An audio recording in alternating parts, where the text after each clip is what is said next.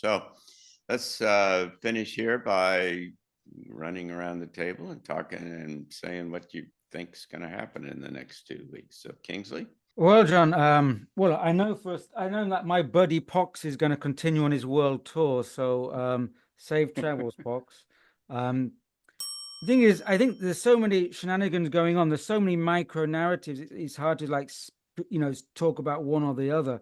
It seems that the war narrative has become a permanent war economy, because it's they're pushing and pushing, and it's whether something big happens or not in the next 2 weeks, that dialogue keeps people's mentality in the permanent war economy. And so it continues the insecurity, because with a war economy comes insecurity. And I think the more and more narratives that have come out, the mini narratives, are all kind of coalescing to kind of increase the anguish, the anxiety, and the insecurity amongst people, because that's the interim kind of energy vibrationary resonance that has been implementing around the globe right now. So I would just say to people, be aware of that, be attentive, and detach from it as much as possible with your attention, because if you get put into that, it will be disempowering and against the sovereignty. So I'll just say that for now, John. Yeah, great.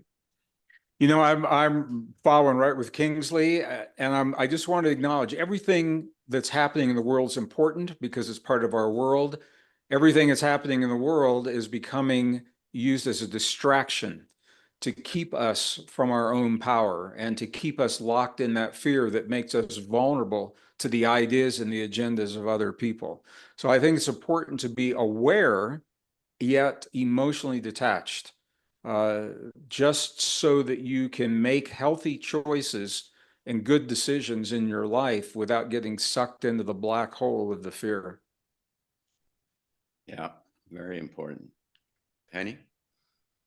Well, I see a couple things. I see Russia, I see Putin, and I was looking at this morning, wrestling with this question: how do I stop the U.S. government without hurting the people of the U.S.? And he has not come to grips with that yet, but he's wrestling with that. And I think he's going to figure out a way to do that. And so that's one thing. Another thing that I see coming is more UFO activity. It's just, I mean, I can walk outside at night and see things zipping back and forth through the sky like I have never seen before. It's like, holy cow. And the other thing that I see is, and I don't want to really end on a downer note, but I see a series of shocks coming, and the U.S. pulls out of the war, turns tail, and runs, licking their wounds. And I mean, that's probably not a bad thing, but for our national pride, what does that say? It says a lot. So I think it's a precursor to some other big shocks. So whatever happens, it's going to be increasingly disruptive, almost certainly. Yeah. And we've not seen the bottom of this. And so we've got months to go before both the election and the end of the year. And it's going to be memorable and historic at the least.